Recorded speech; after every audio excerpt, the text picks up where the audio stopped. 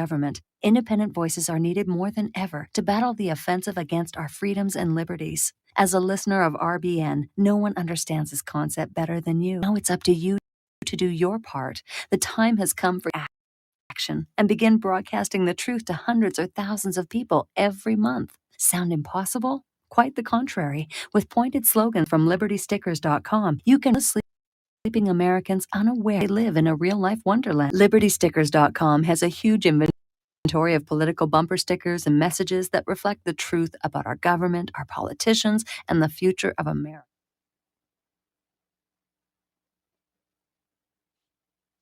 Everything come through pretty clear. It was, and then it just went silent, and then you came on. That's just me. Here we go. You're listening to Republic Broadcasting Network, because you can handle the truth.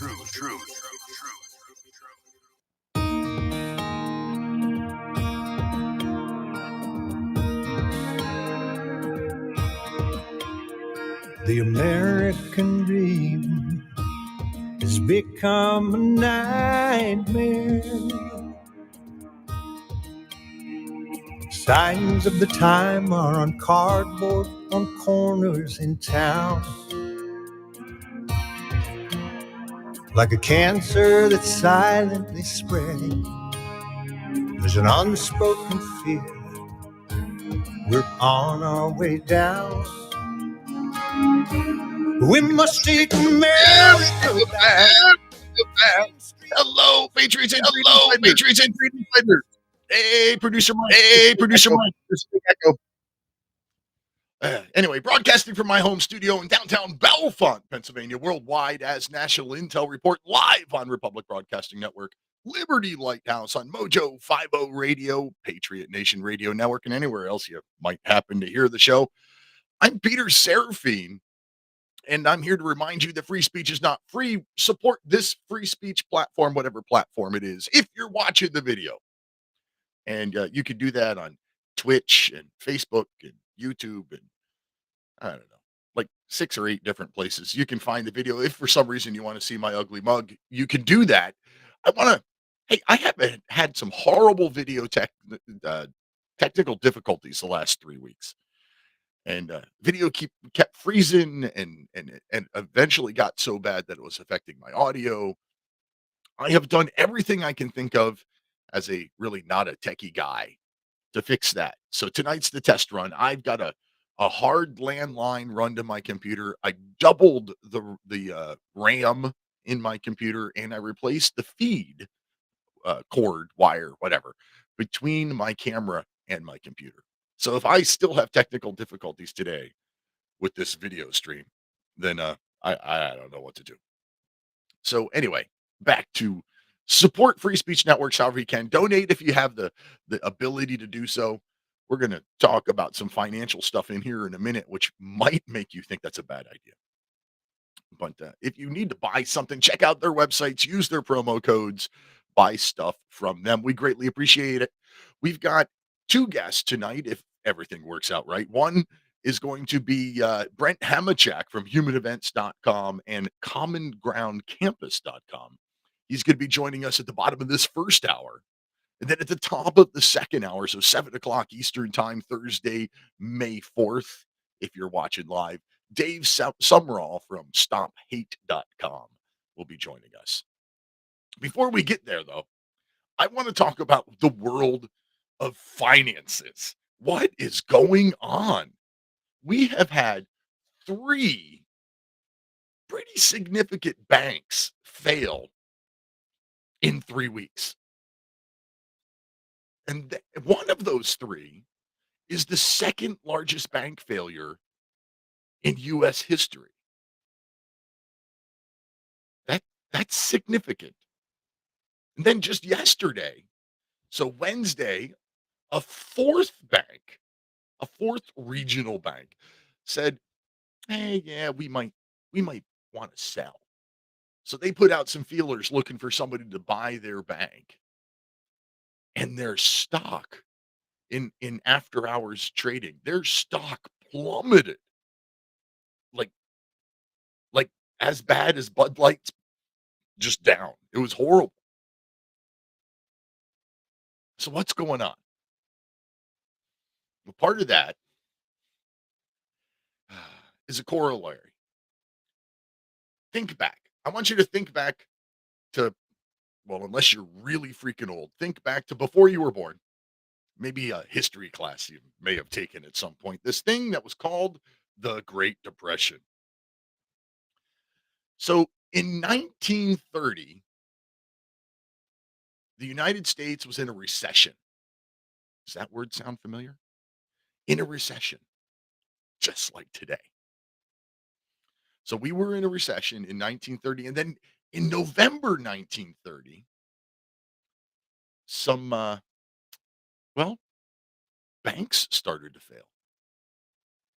Hmm. And as soon as the banks started to fail, then there was a run on the banks. It was so bad that President FDR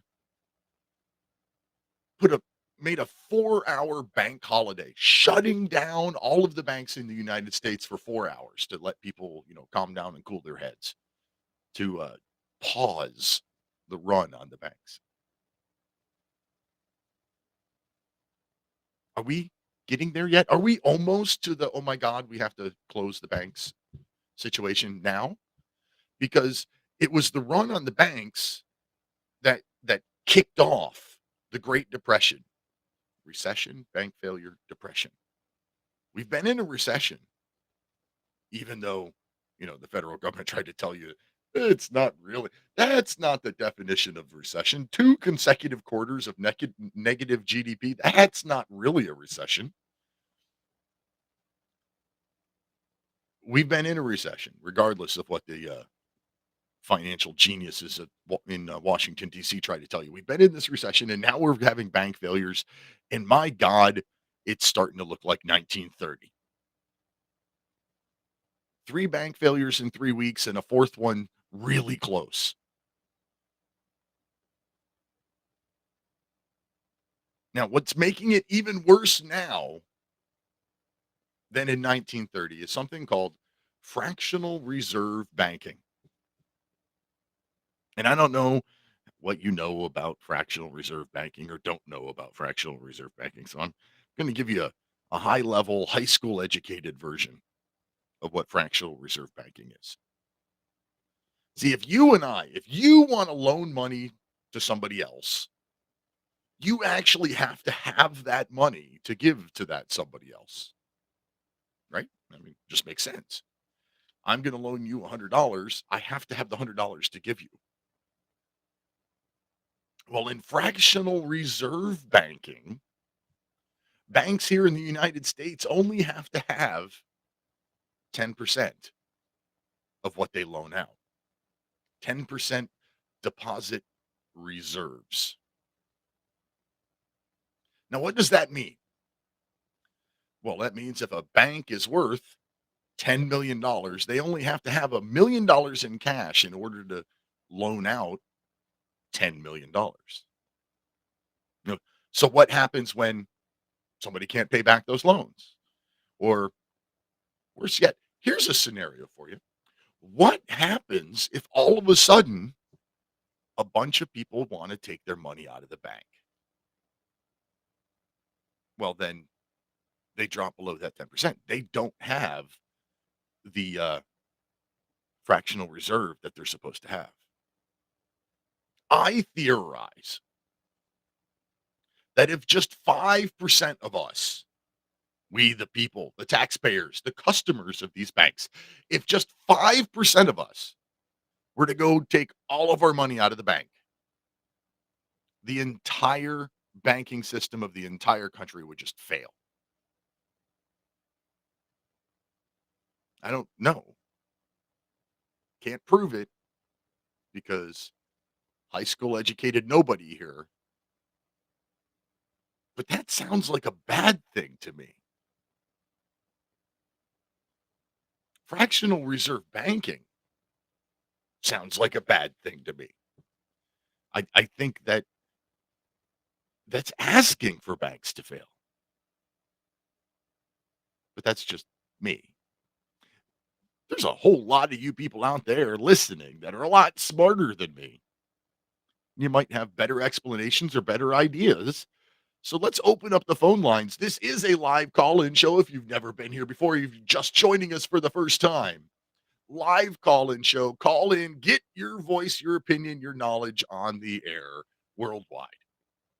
512-248-8252. That's 1-512-248-8252 if you're outside of the continental or outside of the United States. Or toll free at 800-313-9443. What do you think about the fractional reserve banking system or the almost four banks that have failed in 3 weeks? Call in, tell me your opinions. 512-248-8252. But first, let me tell you about the Wellness Company. The Wellness Company is, well, it's TWC.health. And it's a fan-freaking-tastic place for you to go and find doctors and pharmacists and all of the medical professionals that you might need that have not fallen for the woke virus. These are the people that stood up for your medical freedom rights all during the COVID lockdown stuff. Many of them were canceled off of the internet because they held these scary opinions about individuality. TWC.health, you can get some fantastic American-made supplements and vitamins and such, or you can talk to a doctor. A little online virtual meeting with a doctor. Maybe you want a 3-month supply of your medicine just in case the world goes to crap. These doctors can help you get that. That's TWC.health. And while you're there, use the code Lighthouse and save yourself a little bit of money and help support the show. Greatly appreciate it. It's time to make George Orwell fiction again. So we can't talk about banking or finances without talking about the Federal Reserve. Now, the Federal Reserve, supposedly the National Bank of the United States, but it's a corporation. It's not actually national. It's not our government. It was established and authorized by our government, but it's not part of the government. It's out there all by itself, created in 1913. One of the big three that I call it, the three horrible, horrible things that have led to the downfall of the great Republic of the United States that all happened in 1913 under President Woodrow Wilson. Creating the Federal Reserve was one of them. Well, they just raised interest rates another quarter point. And I say another quarter point because that is the 10th time, 10, T-E-N, 10 times in a row that the Federal Reserve has raised the benchmark interest rate. Now, that benchmark interest rate is now 5.25%. Now, to give you an idea what that means, my mortgage on my house that I bought about 7 years ago is 3.875% interest. If I were to take that same mortgage out today with, the benchmark at 5.25, chances are my rate would be closer to 6.25, if not 7.25. Basically, my interest rate would be double what it is today, what it is now, what I currently have, because I locked it in 7 years ago. That's a big jump in 7 years. Kentucky Leprechaun on line 1. Welcome to the show, sir. Good evening, my friend. How are you? I think the government that's running the place now, is following what the Kenyan had wanted done multiple years back, reduce our economy to the level of those of the non-developed countries. So what I believe creepy, sleepy, kiss 'em, feel 'em, sniff 'em, Uncle Fettuccino Joe is doing is giving away as much of our money, resources that he can so that they can bankrupt America, get rid of the dollar altogether, and bring in the new, quote unquote, digital coin from the central banks. At least that's what I presume that they're doing. I, like you, am not a highly educated individual. I do a talk show on Sundays, so I'm not that far up the food chain. I'm not a Bongino or a Glenn Beck. I'm just a Joe Schmo putz running around the streets like everybody else. But it sure looks like writing on the wall that they want to totally destroy America. The best way to do it, get rid of the dollar. Once they've gotten rid of the dollar, they can do with us as they will. And unfortunately, it looks like that's what they're doing. Yeah. In my opinion. What do you Whether think? they're doing it intentionally or not, that is what they're doing. If their goal is to destroy the American dollar, they're doing great. If their goal is to I don't know, keep giving we the people money and turn us socialist, and oops, the dollar gets destroyed in the process. It's definitely getting destroyed. And the funny thing about it is they really don't even have to destroy the dollar. All they have to do is get it unlinked from Petros. We are the world's, reserve currency or whatever, only because of the OPEC nations requiring payment in US dollars. If the OPEC nations and all change and they say, we don't, you can pay us in gold or silver or pesos or whatever, we'll do the math, then the dollar's gone. And they're working on that now. Yeah, the BRICS. Wasn't it China got with Brazil to take the yuan instead of the dollar? And Brazil, also Russia, coordinated India. with buddies for the same thing? Brazil, Russia, India, China, and something with an S. I don't remember. Yeah, they're working on replacing it all and making another currency. Yep, and it's a gold-backed currency. What? A precious metal-backed currency? You mean a currency that actually has tangible value? Now that's a no. And backing with money? I mean, with tangible resources? No, that would never happen here. No. Hey, Lep, thanks very much for your call. Always appreciate you. Brother. You have a great show. Hey, thanks for calling. Have a good night. We got Jerry in Chicago on line 3. Jerry, what's your take on this situation? I really don't have a take. I was basically calling to ask you, I'd heard some certain things that your money in the bank is not safe, okay? They can turn around and say, have a banker bail in. How about credit unions? You think your money is any safer in a credit union? It depends on how you define safer. I would think a credit union is safer than a traditional bank, but it's still not as safe as something tangible. A credit union, I will agree with 100%. A credit union is a lot like It's a Wonderful Life. It's like the building and loan there, right?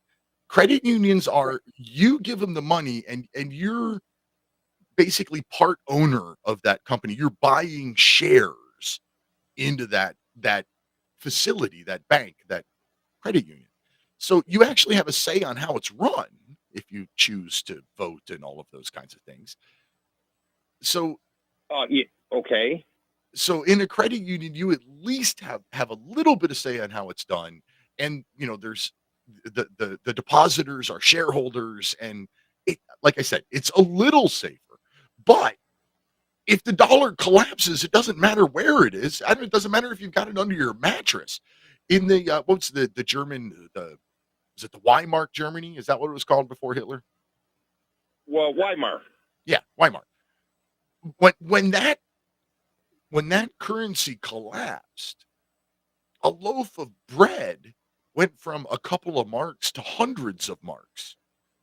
When Russia with the USSR, big scary Soviet Union, when they collapsed in the early 1990s, you I remember seeing videos of people with literally wheelbarrows of paper rubles in their wheelbarrow going to buy groceries. So it doesn't matter where it is. If the dollar collapses, it's worthless, whether it's under your mattress or in your wallet or in a bank or a credit union or anywhere. Okay, another question real quick is you said tangible. All right, I rent. Now, Okay. is it a wise idea if our currency is going to go bye-bye is to pay my rent maybe a year and a half in advance, because now they've got it in their account and it's a done deal. They can't come back and say, oh, this money's no good. You owe us this rent. I mean, is that a good idea? That's an interesting thought. Let me think just a second here. Okay. If you know for certain that your landlord or whatever company owns wherever you rent, if you know for certain that they can survive the collapse, then yeah, that would be a wise thing to do. But if you pay a year in advance, the economy goes to crap, your dollar's worth nothing, and they can't pay their taxes. And they lose the property because they can't pay their bills and their taxes. Well, then you're out on your ear either way. And now you're out whatever you already paid them. Okay, because as soon as I get a little bit of stashed cash in the bank, I pay 3 months rent, so I'm paid through June of next year. And I also have a storage unit, and I'm paid probably through January of this coming January. So, like I said, and then the supplies and the fuel and everything else like that. I stock up on all of this stuff, so I'm getting rid of the money before the bank can steal it from me. I mean, prepaying is a brilliant idea. I mean, if you can afford to do so, I wouldn't go too far in advance because of, like I said, if it collapses and they, then you're out on your ear either way. But I still go back to the buy gold, buy silver, and not this, oh, we'll keep it in the vault for you crap. No, buy stuff that delivered to your door that you could hold in your hand. Precious metals have never been worth zero. Every time a paper currency collapses, it goes, well, all right, here's how it works, right? Paper money goes away. The first items of bartering, the first things that have value after the collapse of a paper currency are tobacco and alcohol and medicine. Tobacco, alcohol, and pretty much any kind of medicine, right? So if you want to get past that first couple of months, go to the liquor store, buy a couple of cases of booze and a couple of cases of cigarettes and put them in a freezer to keep them, fresh or whatever. Tobacco and alcohol are your first bits of bartering, because those are things that people that are addicted can't do without. They'll skip food to get cigarettes. And I'm a smoker, so I can say that. Then once that first, oh my God, I need my stuff goes away, then all right, well, what can we use? How can we, trade and what, barter and all this kind of stuff. Other than just typical bartering, having a skill that's valuable to somebody else, it always goes back to gold and silver. It always goes back to precious metals that you can hold in your hand. Okay, well, you know what? I deal with Kettle Moraine, Jeffrey Bennett. He's on the show after yours. Yep. And I haven't dealt with them now for probably 8-9 months, but you're right. I'm going to put the next little nest egg of maybe $4,000 or $5,000. I think I'm going to give them a call and get them to set me up with more silver. So, but I've got the alcohol. I've got the alcohol. I got the cigarettes. I've got nutritional powder mixes, vitamins, nutrients, minerals, things like that. filtered water. I've been doing this now for 12, 13 years, so I'm trying to get stocked up as much as I can. Guns, ammo. Ammo. I Everything. forgot to say that. Ammo is another one of those first line barter items. This is personal advice. I'm not a financial advisor. I don't play one on the TV or the radio or anything like that. But me personally, I don't like spending the money for the collectible, gold eagle coins and stuff like that. I just buy rounds, just, 1 ounce silver, 1 gram gold. I don't care what's stamped on it. I just buy it for the metal content. Thanks for your call, Jerry. Hey, it's break time. 3-minute commercial break. When we come back on the other side, we got Brent Hamachek. Sarah, stay on the phone. We'll be right with you.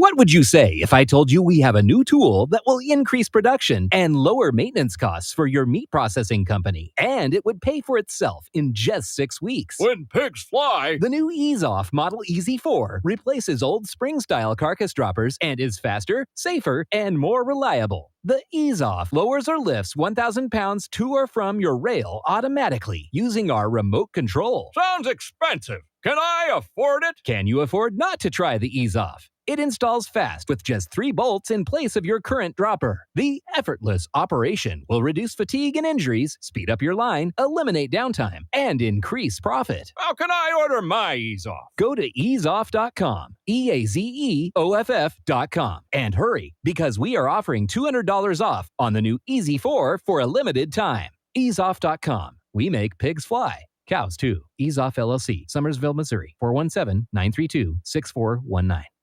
Hello, I'm Dr. Leonard Horowitz. I was right 30 years ago in warning the world about threatening lab virus outbreaks, AIDS, and Ebola. I was right 20 years ago when FBI Director Robert Mueller made me a suspect in the anthrax mailings because I warned the Bureau before the CIA's biocrime and Cipro sales psyops happened. I was right about COVID-19 being an AIDS-laced mutagen planned to resurge this fall to excuse officials' profitable depopulation globalization agendas. And I was right about the only safeguards being antioxidants and holy spiritual sustenance. Vitamin C, D, zinc, chlorophyll, oxygen, and oxysilver especially transmits the frequency resonance to neutralize the expanded function bioweapon. Oxysilver is a double superconductor of the healing power of love. It is the first nutraceutical invented to amplify prayer power and the faithful, loving intention of your heart. Buy, try, and stockpile Oxysilver through HealthyWorldStore.com. The secret to aging like fine wine is in the vines. Syrah grape seeds and skins contain high levels of flavonoids and resveratrol.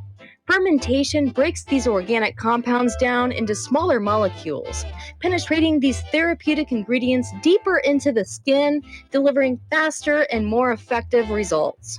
Our handmade fermented skincare products are formulated with all natural ingredients and do not contain any phthalates or parabens. Similar products can cost as much as $180. At Natural Earth Medicine, we source our ingredients from local Arizona vineyards and cold process our oils to ensure that our customers receive the highest quality product in its purest form. Learn more at our website and try our fermented skincare products today. Visit NaturalEarthMedicine.com. That's NaturalEarthMedicine.com.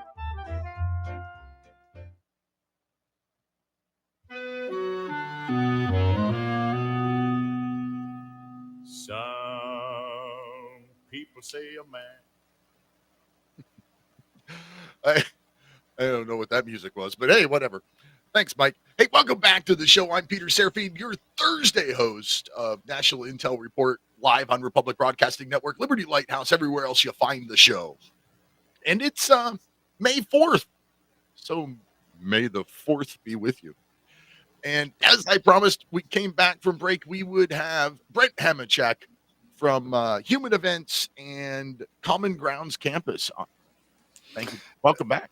It's nice to be back. You know, my life goes now 1 month at a time. So because I'm on once a month so it's like yesterday was a month ago, and I've got to find a better way to sort of manage my life expectancy here. I do. You know, if if this is how you're marking time, I'm honored, but that's sad. So, well, I properly understood for your audience, I am a tragic figure. So there's probably some truth in that, but I'm happy to be back. So glad to be here. All right. Well, we have a caller on hold who was kind enough to stick around through the break. So let's bring her on. We got Sarah in Oregon on line 5. Welcome to the show, Sarah. Hello, everybody. This is Sarah Nichols, your free speech advocate. Use any platform you like, but share all your shows out. Then you will all be happy. Bye. Thanks, Sarah. I greatly appreciate that. And please do, like Sarah says, no matter where you're watching or listening to this show from, share it out on all your social medias. Text your friends, your family. Tell everybody what you're listening to. Now, Brent. Yes, sir. I listened to your book because, like I said, I do almost every book in audio form because I'm a mailman. I spend 5 hours a day driving around town. So why not listen? I listened to it after last month's show, and I thought, wow, that's great. And then I listened to it again yesterday because I knew you were coming back on today. And I thought, let's get this fresh in my mind, which is really hard to do because I'm getting old. Nothing stays fresh in my mind very long. But I have a coworker who's, let's just say, a little on the liberal side. Great guy, love him to death. One of the nicest people you ever meet. Give you the shirt off of his back kind of fella. Just happens to be liberal. I told him about your book. I said, look, I know it's written by somebody from my side of the political aisle, and you could tell that when you read the book. But ignore that part and listen to what he says because he makes a lot of sense. That book was How America Lost Its Wings. Broke its wings. Yeah. Broke its wings. That's right. How America Broke Its Wings. It's freaking brilliant. Well, that's very kind. I appreciate that. I had a chance this past weekend to be the keynote speaker in Southeast Wisconsin at a Lincoln Day dinner. And I sort of brought that material back and I built my speech around it. And it was interesting because at the beginning of the presentation, these are a room of, filled with very politically active people. And so what I did is I had a few slides and, the first one was Rand Paul and Ted Cruz. And so I asked the group who's more right wing. And I got half the room voting for one and half the room voting for the other. And I wandered around the room like Jerry Springer and asked people, so you said Ted Cruz, tell me why. And then by the time we were done with the slides, the last one being Rand Paul and Adolf Hitler, the audience realized that they had tied themselves in knots. That when we say someone's far right or far left, we don't know what we mean. We don't know what somebody else is thinking we mean.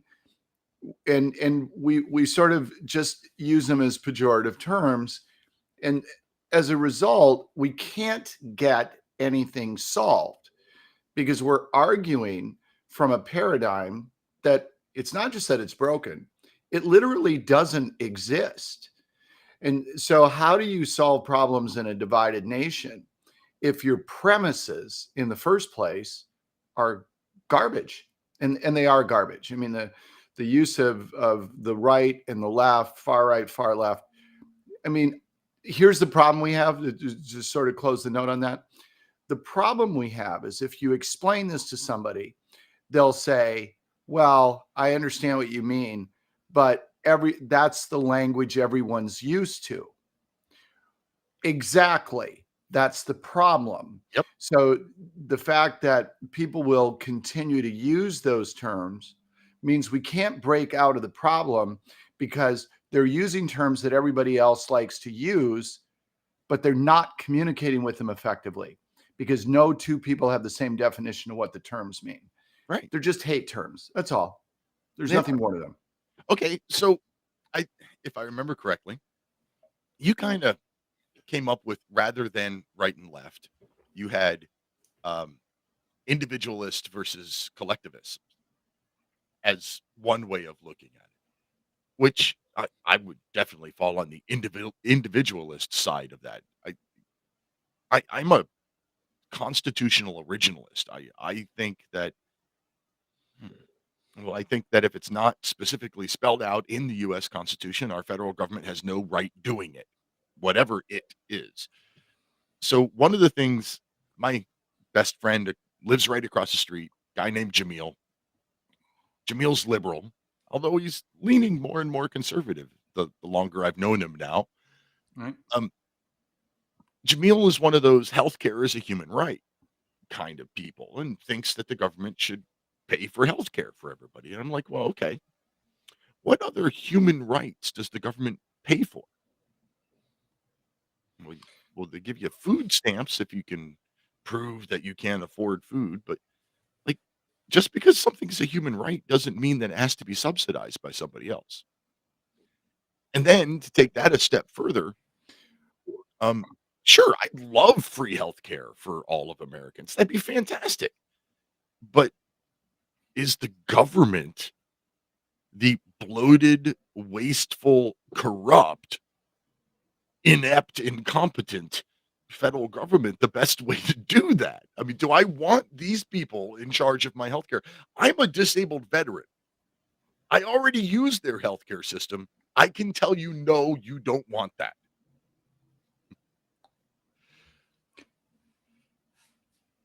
My point being, as you put in your book, we often want the same end result. We just differ on how to get there. Right. And how we get there matters. And so there's three different ways to slice this. One is when you mention that sort of individualist versus collectivist piece, that is at an individual level. So you or I can have a general view of the role of government in society. And we can tend to be more individualistic in nature, where we believe most things should be left to the individual, or we could be more collectivist in nature, where we might believe that things should be collectively decided. So that's at the individual level. At the sort of, well, we'll call it kind of like the sociological level, then what I say is that we have all those different folks, right? Different individualists or collectivists wind up on either team right or team left. And those teams have platoons. Mm-hmm. So, for example, the obvious easy one is that we have pro-choice on team left and pro-life on team right. And what I found over time in research is that people tend to end up on a political team based upon what their most important issue is. So if my whole world is about pro-choice, I'm going to wind up on team left. And then I'm going to fit the rest of myself into accommodating and supporting all of the other team left platoons. Might not even really be something my heart is in, but I'll support my teammates. And I'm on the team because I'm on the platoon of pro-choice. So that's another problem. And then the one you alluded to a moment ago in talking about your friend in healthcare, now we start to get into actually literally an ethical situation. And so the whole model from Sumrall in the late 1800s, a sort of father of sociology, where he talked about the forgotten man. A and B get together to find a way to help D, so they take something from C to do it. And C becomes the forgotten man. FDR used the term during his presidency. He corrupted it and stole it. So forget FDR. So we have to say, okay, we want everybody to have access to healthcare. But in order to do that, you're going to have to start to take things from some to give to others. There is no other way to do it. And so that becomes an ethical issue, right? I mean, literally, it's an ethical issue. I'm mostly an objectivist, so I don't like the idea of free healthcare for everyone, because I know the only way to do that is to punish and take from people things they have to give it to others. So this exists on multiple different levels. So people can have different disagreements for different reasons. I'm more of an individualist. My friend's more of a collectivist. I'm on team rights, pro-life platoon. and somebody's on team left's. I think it's not ethical to take from someone else involuntarily and give it to someone else, and another person thinks that's maybe the Christian thing to do. So all sorts of moving parts here, but so long as we're looking at it the wrong way and using the wrong language and just insulting each other, we can't make any progress. And I think, as I just demonstrated, this is complicated enough in the first place. Right. See, I go to the, I'd love free healthcare. Why can't we do it like St. Jude's and Shriners and, community hospitals? There's multi-millionaire and billionaire people out there who are the, free healthcare for everybody. Well, give your money to a charity and set up free healthcare through a charity. But of course, they won't do that. Right. I mean, look, that's sort of the Hollywood problem. I mean, there is nobody, and I mean nobody, who should ever take any of the social justice proclamations from celebrities seriously. So I live in a decent enough home here in the Chicago suburbs, not terribly fancy, good size, plenty big enough for just about anybody, unless they're, I don't know, Mormon and have 20 children. So nice, regular house, nice yard. Every single celebrity, whether they're a musician or an actor, it doesn't make any difference. If they're not living in a house like mine, they should shut up, because they have more than they need. And anything they're talking about that needs to be done for others, they haven't even begun to do themselves what they're trying to call on the rest of us to do involuntarily. Right. So ignore celebrities. Taylor Swift, one of the loudest mouths out there. Look, I don't know her, so I don't know if she's an idiot or if she's evil, but frankly, I can't be bothered to choose. I do know this: she's a rank hypocrite. And anybody that listens to her, well, I'd call them a fool, but perhaps they're just lazy. They certainly need to check their premises, because all of these folks, if they really believed what they're saying, and they don't, if they really believed it, they'd live in my house, because they don't need the mansions, and they don't need the boats, and they don't need the airplanes. They could just live like this. They'd be very physically comfortable, and they could just give away hundreds of millions of dollars. But gosh, they don't do that, do they? So stop listening to them. Listen to their music, but not what they say. Right. You're an actor, an athlete, a singer, whatever. You got rich and famous because of said talent. That's all we really want from you. Like Robert De Niro is a great example. I love almost every movie I've ever seen of Robert De Niro. But anytime I see him talking about anything other than acting, I want to smack him. Hey, I'm a huge Springsteen fan. I know the drill. Same thing. Like Bruce Springsteen, great music, but my God, shut up about everything else. Right. It's frustrating. You look at the incredible following that LeBron James has, and here's a guy. First of all, to the best of my knowledge, he's one of the most open racists in America. So that's just from his social media feed. So here's a guy who's just sort of hateful and bigoted. But beyond that, he makes a big deal out of, all the things we need to do with regard to Black Lives Matter and the police and all those things.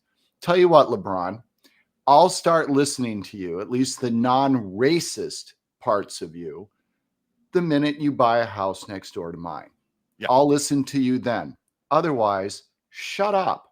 Yeah. Because none of what you're saying is sincere. It just isn't. All of them. I mean, the whole Colin Kaepernick, take a knee because I'm oppressed. You were adopted and raised by rich white people. You are paid millions of dollars to play a game. And in your off time, when you're not playing the game, you don't do anything to give back. You haven't given millions to charity. You're not out in the community doing things. You just took a knee when the national anthem was playing. And that, again, it's hypocrisy. It's John Kerry and the private jet and the electric bill that was, through the roof, like the size of 5 or 10 houses around him. It's hypocrisy. And they're all hypocritical. And we all need to just stop listening to anybody that's talking outside of their sphere of expertise. Right, exactly. So, and one of the things that's important, I want to make a distinction, is that, so you can look at, say, Warren Buffett, and people talk about all of the billions of dollars he's given away. That's not what I'm talking about. Until Warren Buffett gives away all of his billions of dollars and lives maybe across the street from me, which in my neighborhood is a slightly better address because of my backyard. Long story, doesn't matter. The point is, Warren Buffett,'t let him live across the street from me, okay? Slightly better address. But if you give away all of your billions and you only keep $1 billion, or you only keep 500 million, shut up. Because the rest of us don't live with that kind of level of comfort. And so when you start to put oppressive tax rates and regulatory burden and rules on us about how we live our lives, we're not quite as comfortable moving about the building as you are. And I think as Americans, social media has done a lot of great things, but it's done a lot of bad things. And one of them is that people start to follow people that entertain them, like a Taylor Swift or a LeBron James, and they start to follow what they say, and so they start to listen to them. And that's a tragedy. Because again, they're either evil or idiots, and I can't be bothered to tell the difference. But just because somebody's a public figure and is really good at, taking off from the free throw line and dunking a basketball, doesn't mean they have a serious thought in their head or a non-hateful one. Right. Of course, I don't feel strongly about these things, as you can tell. No, not at all. Hey, anyway, I want to tell people, Right to Bear Insurance. If you own a firearm, you need to visit Right to Bear Insurance at protectwithbear.com. Protectwithbear.com. Use code Lighthouse. I'll save you 10% off of what's already the most affordable carry insurance on the market. They protect you in criminal defense, in civil defense, in psychological support afterwards if you have to use your gun, and they'll replace your gun if you have to use your gun and it gets confiscated. Right to Bear Insurance, protectwithbear.com. Use the code Lighthouse to save yourself 10%. In this same vein here, Brent, I think it was just last week, I said I used to have a lot of respect for Bernie Sanders. I honestly thought Bernie Sanders believed the garbage that he spewed. I never agreed with anything he said. Right. I didn't, but I respected him because I thought that he believed the nonsense that he spewed out of his mouth. And then he got $1 million book deal. And he changed we got to take from the millionaires and the billionaires. And he just said, take from the billionaires. He dropped millionaires off of it because he's a millionaire. Right. And then when questioned in an interview, somebody said, well, you're a socialist. What are you going to do with $1 million book deal? Isn't that like against socialists? And right. His response was, well, you can go get $1 million book deal too. Like, oh, wait, that's called capitalism, Bernie. Even the socialists like capitalism when it works in their favor. I lost all respect for Bernie Sanders in that one instance. He showed that he was just as much of a hypocrite as all of the other ones out there. Well, so here's what we really learned in that example. I'd suggest it's not that we learned he isn't really a socialist. It's that we learned what kind of socialist he is. So one of the things I like to point out to people is that there's two types of socialism. One is the kind that Marx wrote about, the one that takes us from a mature capitalist society and brings us to a communist society eventually, right? The true beginning of history for Marx. So that sort of socialism is in motion. It's not static, and it's designed to get us to a place where ultimately there is no private property. But the other model, the fascist model of socialism, is one where you have a very large, powerful central government surrounded by large pillars of industry, right? So everything gets condensed and consolidated, very large, very powerful. And then you just keep building the power structure. This is the model from Nazi Germany or from fascist Italy. So there was private ownership of things there. There were people that built tremendous worth. All the while, they were involved in the process of centrally planning, managing, and overseeing economic, political, and social activity. That's what socialism is. So it's okay to say I'm a socialist, but I want to get rich. It just means, thank you. We know what kind of socialist you are. You're a fascist and not a communist. So that's what we learned about Bernie Sanders. All these things calling him a communist all these years because he went to Moscow or something on his honeymoon back in the 1400s or whatever it was. So we learned, gosh, he's not a commie. He's a Mussolini guy, right? So he just wants to sell books and have the trains run on time. That's right. Who he is. Well, I love it. That's a great explanation. And that kind of ties right back to what you and I started talking about, which was how America broke its wings, where you spell out the right left-wing paradigm is a completely made up construct based on World War II, where here we're fighting the fascists and the Nazis, and we need the help of the commies.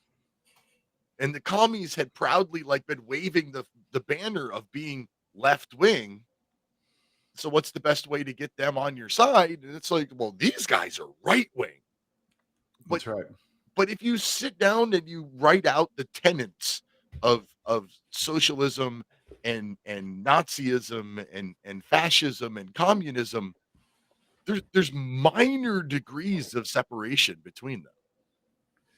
Well, look, tyranny is tyranny. Right. And at the end of the day, if people are being told what they can and can't do to a very large extent every day, if people are not allowed to freely earn and make a living and grow their wealth, then if people are constantly in fear of being arrested for behaving in a way that's offensive to those in power, doesn't really matter what sort of T-shirt you're wearing, right? Doesn't matter the logo. It's tyranny. What your audience might find interesting, I always have some fun doing this. So I asked the audience the other night when I spoke, I said, does anybody know where the term right wing and left wing came from? And a young college student raised his hand and he said from the French Revolution and the National Assembly. And the supporters of the monarch were on the right, and the supporters of the commoners, the members of the regular population, they were on the left. He was right. And then I said, but do you know why they were seated that way? And that one he didn't know. So in France, it was customary at, say, a private dinner gathering to have the honored guests of the host sit to his right from the head of the table, and for just the regular folks who were there to sit to the left. So this whole thing in America, our language where we hurl insults at each other and call people far left loons and far right Nazis and all this crap, excuse me, all of it comes from French table manners. This is astonishing, right? This is how we've devolved.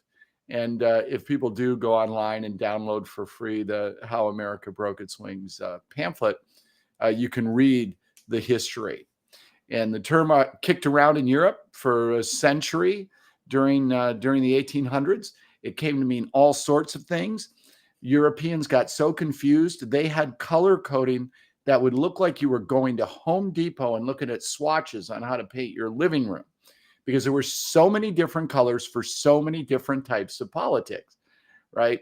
And so because we know we've used colors, right, as well as labels.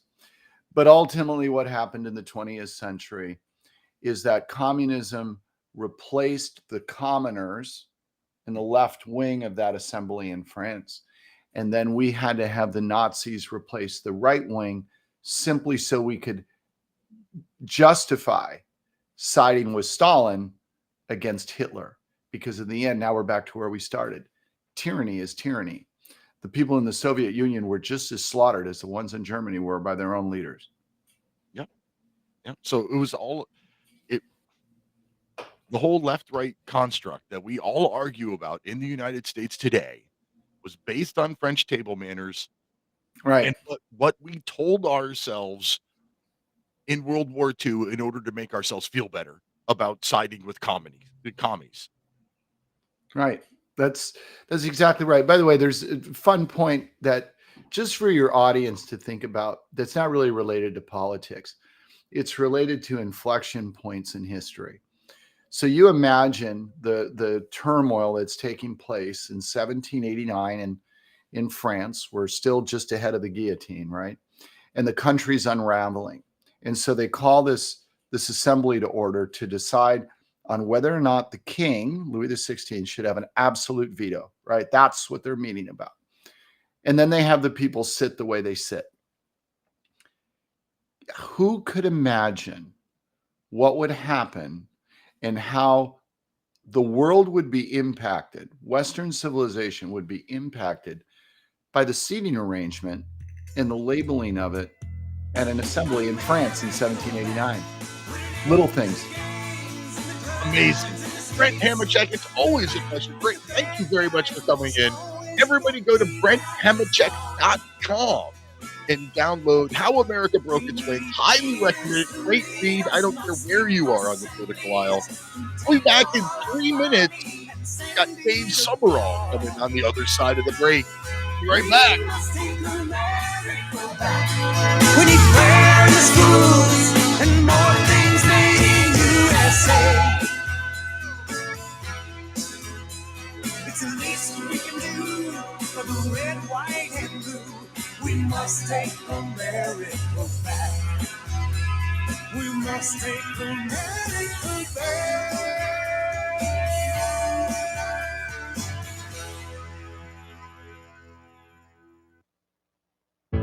Extendivite, a 7-herb combination of garlic, cayenne, hawthorn, bilberry, ginkgo biloba, valerian, and milk thistle. Extendivite is designed to strengthen the heart and arteries and help the body heal itself. Doctors are not able to explain the improvements they are seeing in their patients' health who are taking Extendivite. People who once needed more pills are now taking less and getting better. Due to the unexplainable improvements in their patients' health, more doctors are calling to order Extendivite for themselves. Help Extendivite make your doctor a believer. Extendivite is available in capsule or liquid form for just $69.95 for a 2-month supply.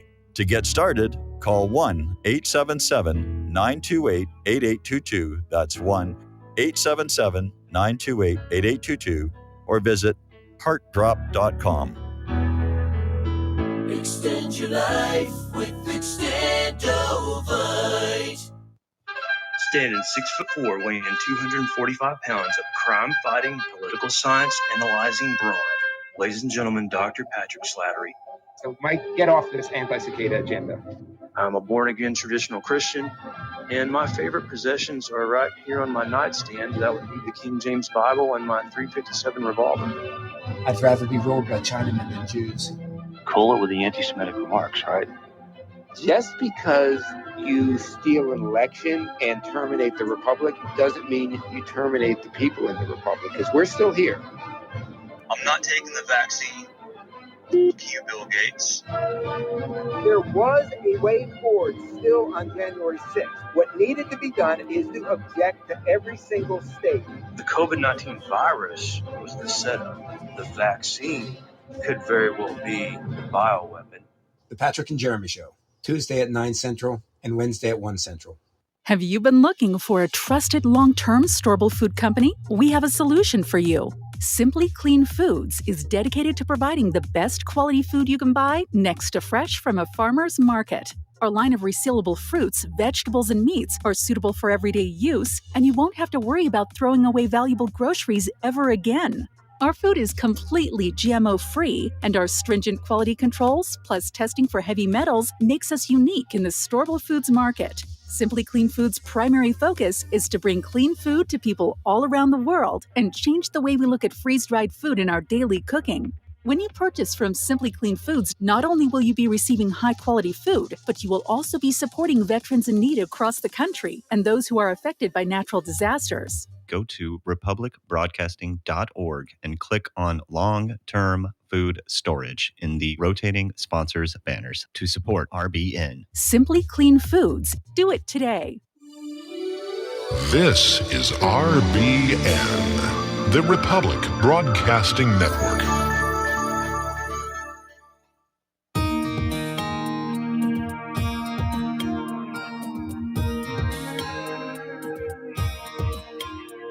The American dream has become a nightmare.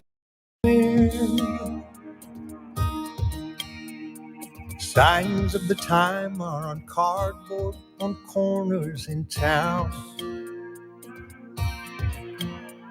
Like a cancer that's silently spreading, there's an unspoken fear. We're on our way down. We must take America back. Hey, welcome back. It's the top of the second hour of National Intel Report live on Republic Broadcasting Network for Thursday, May 4th. May the 4th be with you. Liberty Lighthouse on Mojo 50 Radio and anywhere else you find the show. And as promised, coming back to the second half of the show with Mr. David Sumrall. Welcome to the show, David. It's good to see you, my friend. How are you today? Nice to see you, my friend. Absolutely. Absolutely. It's also the anniversary of Kent State, isn't it? Where the government was given permission to kill Americans. Kind of weird. Now I gotta pick up the Google machine and check that out. Talk amongst yourselves for a minute. Let's check it out. And you know, it's funny. The Proud Boys get their seditious conspiracy convictions on the same day as that. It's funny. We released our first J6 documentary just by God's grace on the anniversary of Tiananmen Square, which is the same thing as January 6th. These little timing things that keep happening are, they're a God thing, man. We couldn't plan what has happened as well as it has happened to mark history and to show what our government's actually doing to people. It's been a strange thing. You were absolutely right. May 4th, 1970, the Kent State Massacre. Yes. Yes. So not much different. I have to ask. I mean, you're on Tucker Carlson, and then like 2-3 weeks later, he's no longer on Fox News. What did you do? It's all my fault, man. I'm so sorry. I don't get part 2 now. What am I gonna do? I'm gonna have to wait till he gets his new show and his new. Oh wait, I mean, if he ever gets a new show ever anywhere, maybe we can talk again. It's going to be great. Who thinks that they silenced Tucker Carlson is stronger, man. He is like Obi-Wan Kenobi. Strike me down and you will make me stronger. That's exactly what happened here. And I love that post that they put out. They said unemployed man in basement gets better ratings than Fox News on a tweet, and that's exactly what happens. Yeah. So he put up like, what was it, like a 2-minute video or something like that? Yeah. And it had, I want to say 5 million views. Yeah.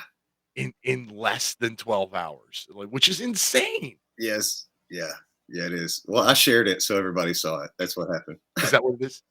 You've got that much pull that once you shared it. Oh man, I wish I did. I wish, that's a really great point you touch on. I just want to get this one out of the way, if you don't mind. Sure. I went and spoke at an event on Saturday, and we've been beating this J6 drum for 2.5 years. I'm the guy that has talked about all the deaths that happened on that day of innocent protesters. And yet at this event, I had everyone raise your hand. You've heard about Ashley Babbitt. Raise your hand. You've heard about Roseanne Boyland. Who's heard about Kevin Greason? Not a person in the crowd, bro. Not a person in and these are people that are supposed to be in the know. And then I had a friend make it on a big show, on a big network, a big platform. And I'm proud of everybody that ever makes it onto a bigger network, and there's no jealousy. That's not what I'm getting at. They said something about the 8 suicides. And I was like, oh, right, great. People are going to hear more.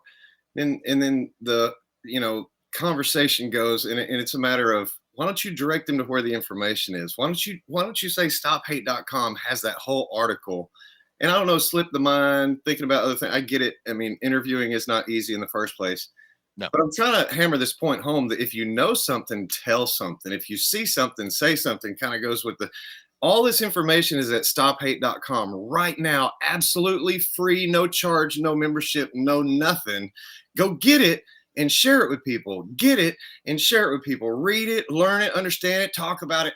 But share. That's what it's for. All the research, all the stuff we've done for free that nobody even knows about, brother. And it's frustrating, man. Now, one thing that's not free at stophate.com, but it's still worth the buy, something everybody should do, everybody should be getting. Yes. It's the American Gulag Chronicles.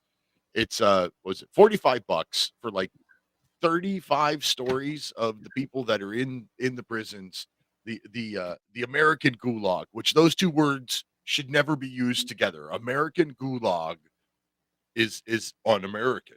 Yes, it is. And, I did say those words on Tucker. I said hostages, terrorism, terrorist, gulag, book, all these things. Not anyone in the media reached out and said, what are you talking about hostages in America? What are you talking about a gulag? What are you talking about terrorism and terrorists? What are you saying? Not one person on our side or on the other side reached out to me to say, what's some more information? What do you mean 100% of the proceeds go to help the prisoners and their families? What are you talking about? Nobody asked, bro. That's the level that we're at nationally. That's why it's up to the people. That's why I felt so bad when none of the people in the crowd knew who Kevin was. He should be just as well known as Ashley and Roseanne and Officer Sicknick, everyone. And we need to be the ones that know these stories and get that book and sew it back into the fabric of the country, like I always say. Absolutely. The reason I like you, but the reason that I have you come on every month is because this is a story that we cannot forget. Yeah. We have political prisoners in our republic, in our free nation. We have people that have spent years in jail basically because of their political opinion. Only. Yeah. Really? I mean, if you get down to it, because look at BLM, those people didn't stay in jail if they even touched a jail. There weren't any outstanding, long-lasting effects to any of their activism, peaceful protest stuff, the Sumrall up. But these people literally walked into an area that was deemed later, that's a crime and worth jail time. I stepped on the grass, when I testified in that court case a couple of weeks ago. They said, do you realize you've never been charged? So if you testify, we may bring criminal charges against you for being there on January 6th. I say, bring it, man. I'm going to testify. I'm not going to deny these people the witness. And so many of us have to look at it like that, man. We're standing up for these people, for their history, their past, their reputation, their character. And a lot of people don't want to give them the time of day right now. And it's not fair to them. They stood for us. We should be standing for them. Absolutely. I don't even know. Like, all right. So the whole January 6th political prisoner thing, it got on my radar with Kenneth Harrelson because he's a disabled vet. And I first saw the problem, the story, the whatever you want to call it. I first saw when his wife Angel had posted the letter that she got from the VA cutting off not only his medically retired pension, but also health care for his family. Yeah. When I saw that letter, which okay, so if you're convicted of treason or sedition, then yeah, you're supposed to lose all of that stuff. Sure. That's after a conviction. Yeah. She got that letter at the urging of the Biden Justice Department. That's right. Before there was a trial. That's right. That's right. You've been accused. Oh, and you know what? It wasn't just we're going to stop your health care and your benefits. you have to pay us back to January 6th. And, that means we're going to lose the house. We're going to lose the truck. We're going to lose the schooling. We're going to lose all the preparation and planning and leave them in a worse way. Listen, Angel's a dear friend of mine through this whole thing. I've seen this firsthand, and it's as real as it gets. And people like that are innocent, and I don't know what people's different definitions are of that, because man, it's so subjective. If it depends on how much you actually know about the day and what happened and the timing and the events and who started what. It's really confusing. And I think the saddest part to me as a nation is the fact that you've got us split into two groups intentionally. And you say, one group says, look, we didn't do anything. We're cop supporters. We would never hurt a policeman. They attacked us. You don't understand. You weren't there. It's like the rape story you're trying to explain to somebody, and they're over here saying, well, you shouldn't have worn those shorts. The dress was too short. You shouldn't have been in that place at that time. Bad on you. And we don't believe you. We believe you killed someone. We believe you hurt these. You tried to overthrow the government. That's our Civil War moment. I don't think it even has to be any more violent than it was. We lost 4 people. We've had that emotional experience, and people just don't realize it yet. And I think that's the theft of the century as far as what our government has taken from us through the history. And now they're teaching up north in schools that January 6th led to the death of 5 officers, all these things. They don't talk about the 4 civilians that were murdered. They're trying to literally transfer those policemen for the citizens and make this another land grab, another power grab for the funding, for the control, for the laws. And the systems in place. They're getting a brand new surveillance system in DC. They're blaming that on the JC. Oh, we can never let this happen again. So we need a $28 million new state-of-the-art surveillance system on the whole complex. Which is stupid, because there's video of them the whole freaking time. The paperwork that I've read in the government database that has all the things that the DOJ was, that the Metro Police were going to do, that the Capitol Police were do. Everything that's highlighted in yellow as super important did not get done. They're talking about the wall around the exterior, the very perimeter wall. And they said, look, we've got this wall. We're going to use it as a barricade too. And we'll bring more and the troops or whatever. They never did any of that. That people were climbing over that wall at the curb of the street. The wall's like this tall. It's no big deal. Mm-hmm. And they thought that was going to be some kind of literal barricade for thousands and thousands. Oh, they're going to see this wall. It's 2 feet tall and they're not going to want to climb it. All the things that they had in yellow, and people will see this eventually, I'm sure, of all the things that they didn't do right that caused this to happen. It's that choreographed chaos that we always talk about. It was definitely choreographed. Yeah.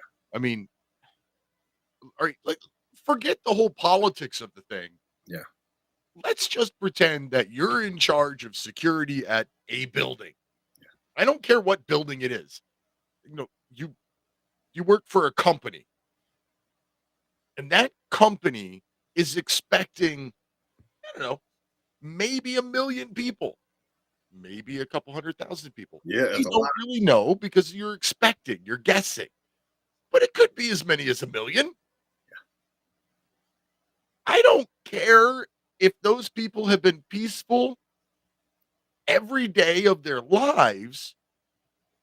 There's something called mob mentality. You get tons of people together, bad crap happens. So of course you're going to prepare for it. Yeah. But not in Washington, D.C. No, not on January 6th. God forbid we prepare for the potentially 1 million or more people that are going to descend on the Capitol building. Well, it's real funny too, because if you had 1,000 Antifa or BLM protesters, they would board the windows up in town, knowing that those cats will come through and just break glass to hear it hit the ground because they like the sound of it or something. And so when DC came along, those same shop owners boarded their windows up, thinking that we would do the same kind of stuff that they did. Of course, zero of that happened. Right. On that day, there was none of that. But they boarded their windows up. But yet the people on the Hill are still trying to say, oh, we didn't even know they were coming. We didn't know how many. We weren't prepared to do it. Everybody knew they were coming. Everybody knew. So this is one of those things that, it's really sad to see the level. And that's what I was saying about the social part of it. it hurts our feelings not to be trusted because we want to be good people. We've made our own way. We earn our own living. We don't ask for handouts. We're not those folks. And we back the blue. And for people not to believe us, I think that's what's really hurting people in their core right now, in their soul, is to say, we're not the bad guys. And they've made us out to be the bad guys. It's like Coy Griffin said, there's nothing like spending time in jail for something you're innocent of. But yet here we are with the Proud Boys. They're looking at seditious conspiracy, 20 years of their lives spent in jail for something they did not do. And it's obvious that they didn't do. And this court case should have been thrown out months ago for various reasons, not just one, not just two, not just five, probably 10 different reasons that it should have been stopped long ago. It's all political. And it's been admitted that it's political. I was just reading through the transcripts of the trial that I was in. And the judge is sitting right there in the transcript. Yeah, this is political. I'm like, wow, I can't wait to publish this stuff. Yeah. Well, I mean, not the least of those reasons being the FBI investigated and said they found no collusion, no planning. That's what they said about 5 or 6 months in. They So came wait- out with this big thing. Oh, no plan. So I'm not the smartest guy in the world. You know, I only went to high school. I didn't go to college or anything like that. But if there's no planning, how can you have a seditious conspiracy? Like, isn't conspiracy multiple people planning together? Like, isn't that the definition of what conspiracy is? Yeah. And they didn't find that, did they? They're like, well, there wasn't really a plan, but they're all guilty of it. You know, it's kind of like, that's a great idea. You know, Coy Griffin's case, he had 2 charges. One was for entering a restricted area, entering and remaining or whatever. And one was like, or knowingly entering and remaining. The other was for trespass. Well, he got off on the knowingly because he didn't really know. Yes, he climbed up a barricade, but he didn't realize that there was really a barricade way back that you weren't supposed to cross. But they got him for trespass. So you didn't know you were trespassing, but we're going to get you for trespassing, even though you didn't know. I mean, there's thousands of people. You're just walking through doing your thing and praying over the crowd. So that's the kind of breakdown. You know, how can you be guilty of one and not the other, or not guilty of one, but still guilty of it? It makes no sense. It's an upside down world. Yeah. And that was the other thing. But I can't even remember what it was. It was something about Angel's case, like what he was versus wasn't convicted of. Like convicted of planning to disrupt Well, it's the 1512, the official proceeding, the 20 years, like you were after the ballots or not. Like, we're going to go find these ballots and destroy them. And that way you can never know what the vote was. That was nobody's intent. That's the Enron part of it. And to get those kind of things, it's just stupid. But, you know, we showed those videos where, you got Proud Boys walking right by the cops saying, don't make us stand behind you. The show sham committee showed a little bitty piece. And then when you show the whole part before it, plus that little bitty piece, it tells a totally different story. They've been doing this to this whole crew the whole time. And they won't let us come out with the absolute truth. They wouldn't even let me show video from my investigation work in the trial that I was in. They wouldn't let me be an expert witness. I'm like, I have access to what the Congress can't see at my leisure on any device I choose. How can I not be an expert? But no, these courts, they want to intimidate you. They wanted to threaten me with charges. They wouldn't let me be an expert. All these different restrictions and causations for me not to want to testify. But like I said, we have to stand up and be witness for these people. So speaking of your access to stuff. So Tucker had gotten all the videos from Congress, and now Tucker's not on Fox anymore. Yeah. Have you reached out to Tucker's people to say, hey, give me all that stuff since you're not on Fox and let me put it on stop8.com? Oh, wouldn't that be neat? Well, and honestly, the way that worked, and a lot of people don't understand, they were given access to the kiosk at the government. They had to really go to the Capitol and view the video there. I talked to the producers, and they went and gathered the materials and got, the permissions for what they wanted to take with them. But they don't have a code to get into the database from, say, their computer at their office. They can't do that. They literally have to go to the government and sit there with them and go through the stuff and say, we want this one, this one, this one, this one. They get approval. That's why they made them redact part of the video in the Tucker scene, but it wasn't redacted in the HBO movie. Now, you explain why HBO doesn't listen to the Capitol and, hey, would you please redact those windows for us? Well, why did they redact them in Tucker if they've already been seen on HBO? What is this, another smoke and mirrors thing?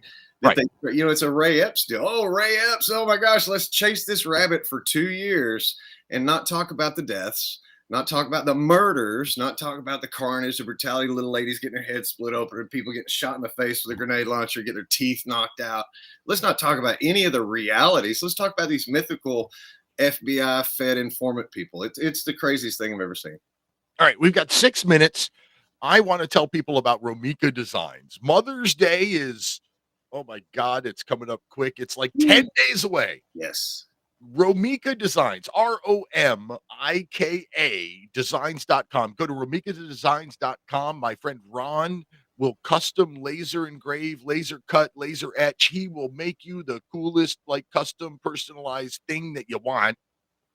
And use code Lighthouse when you go to romikadesigns.com for your Mother's Day gifts for your wife, for your mom, for your grandmom. I don't know about you. I still give my grandmother Mother's Day gifts. I only have one grandma left. Yeah. So of all of my grandparents, I got one left. That's great, man. You're a lucky man. I'll tell you that. So how do you spell Romika again? ROMIKA designs.com. romikadesigns.com. My friend Ron Phillips, wonky-eyed Ron, runs Romika Designs with his family. It's actually, it's kind of funny. We always like Romika. That's just weird. ROMIK. It's RO for Ron, MI for I don't know, his wife and his daughter. MI and KA. It's the first two letters of his wife and his daughter's names. That's how they came up with Romika. That's awesome, man. They're all co-owners. He has, I don't know how many lasers he has anymore. I told him I want him to laser engrave the Constitution on like a half sheet plywood kind of thing. And like I'll buy that if he puts it. So he's looking into it. But that's great. I'm going to definitely check that out for myself and my family. And I encourage everybody to do that. It's so funny. We watch these local vendors. We have to support these folks. This is what the buy local thing is. And man, I love it. I love it every bit. I mean, he's not local to me. He's down there in Texas. Doesn't matter. It's one of us. Small business. Yeah. And he's one of us. Yeah. We're still going to use the shipping. Hey, America is local. We're just using shipping and all that stuff. But buying from people that have the same values as us is so important. And to change those little buying habits, and we've got promo kit, if you want pillows and sheets and all that stuff, you have to buy it anyway. Towels, house shoes, robes. If you want to buy coffee, it's changing. It's this shirt. It's our T-shirt. It's the J6 Witness thing. And if people do that, it supports our ministry. It lets us help keep. You're going to be at a lot of those at the next event in Florida that Clay Clark's doing. They're taking a bunch of T-shirts down there, so they're going to start being seen more around. And that's exciting for us to know that the word's getting out. I haven't talked to Clay in a while. I should probably reach out and get him back on the show. Absolutely. Before Miami too, that's a big Trump event. And then they've got the Las Vegas one, I think, after that. So, I mean, things are happening, people are not sitting on their heels, and the motivated ones are even more motivated, just trying to drag as many people along as we can. Well, I reached out to somebody in the Constitution Party recently. I've written my own brand new declaration. I call it. It's modeled after Thomas Jefferson's Declaration of Independence. It's based on our grievances today against our own federal government. I put it up as a blog post on my own website. It's about 4,000 words, so roughly the size of the U.S. Constitution. I basically justify why I'm writing it. Then I list out the grievances, and then I list out the conclusion. Very similar to the Declaration of Independence. And I even quote large portions of the Declaration of Independence in this. It's called the New Declaration. Go to liberty-lighthouse.com/blog and you'll find it there, or just click the blog button. But I sent that to somebody in the Constitution Party before I put it on any of the Constitution Party platforms. And I said, is this appropriate for the Constitution Party? And the answer is no, because it's too argumentative, because I call for the abolishment of all the alphabet agencies and nonsense. And he said, They don't like the word abolish. They don't want to scare people away. They don't, I'm like, okay, that's fine. That's why I asked before I posted it. But he responded and he said, hey, thanks for continuing the fight. It's been years now and you're still in it. And most people just kind of come along, they get all ambitious and they do something for a minute and they don't do it anymore. And that's what it is. So I've been doing all of my political stuff. I wrote the 2 books, I do the show, I wrote the website, blah, blah, blah, blah, for about 5 years. And I just recently figured out I lose like $400 a year doing all of this stuff. So yeah, use those promo codes. Yes. Go to the website and buy a t-shirt or a bumper sticker or something. I Yes. greatly appreciate it. I don't want to get rich or famous. I don't like the idea of walking down the street and people going, hey, you're that guy. But you know what? But your show, your content, it's worth it. It's worthy. It's proven it. And you stayed in the fight. That's the thing. A lot of these, summer soldiers don't say, you're here, brother. And I'm glad to see that. I am here. Wow, that snuck up on me. We got like 22 seconds left. Everybody, this is Dave Sumrall. Go to stop8.com. Support the J6 political prisoners. Buy a t-shirt. Buy the American Gulag Chronicles book. Do some stuff. Support the J6 prisoners. We'll be back in 3 minutes.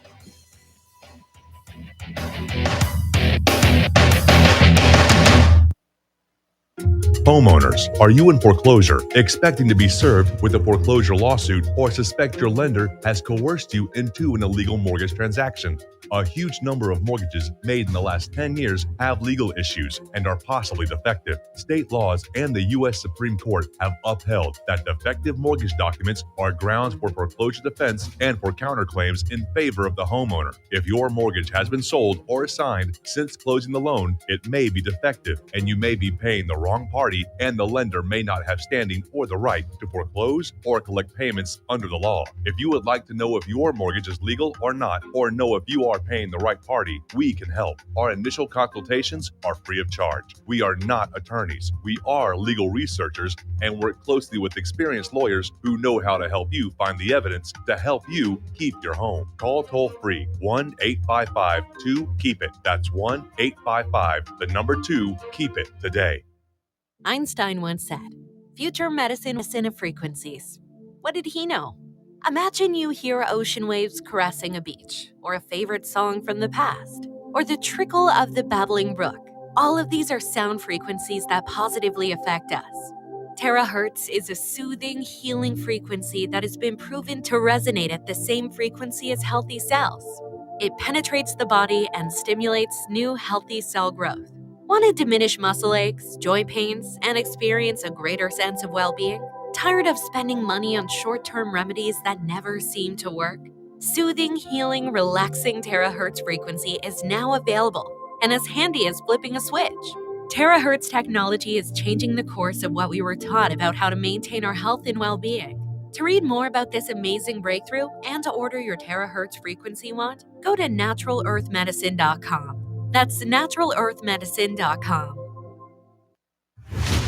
Are you sick of censorship? TLB Talk is the cure. TLB stands for Truth, Liberty, and Balance. We are the newest and most unique social media platform to hit the internet. We were built out of necessity because big tech, big pharma, and big brother are out of control. The only thing bigger than them is when we, the people, are united.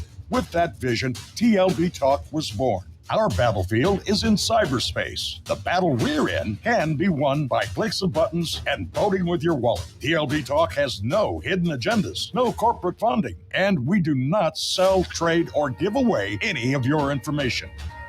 Our platform runs off of generous donations of members and merchandise profits. So please check out our site. It's the best around. And be sure to stop by our store. It's loaded with items that'll have you feeling a sense of member pride and victory. Come unite with us today at tlbtalk.com and join the social media revolution.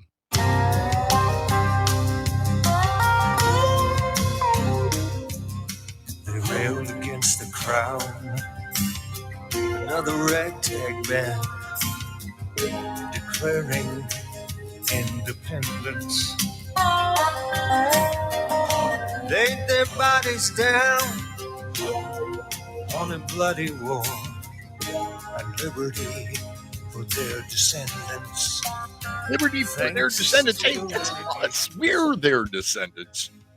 And that's why I do what I do. That's why we do this show. That's why I spend 2 hours every week talking on the radio, and I've spent countless hours handing out copies of the Constitution, countless hours writing my 2 books, and countless hours researching this show and researching the Liberman. And man, I spent a lot of time focusing on our liberty, our independence, the United States of America, our people, our citizens.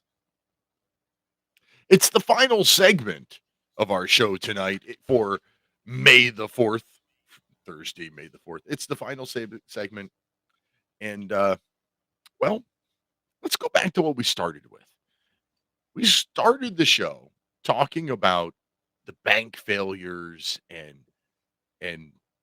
well, the just financial problems that we have. The Federal Reserve raising interest rates yet again, 10 times in a row now.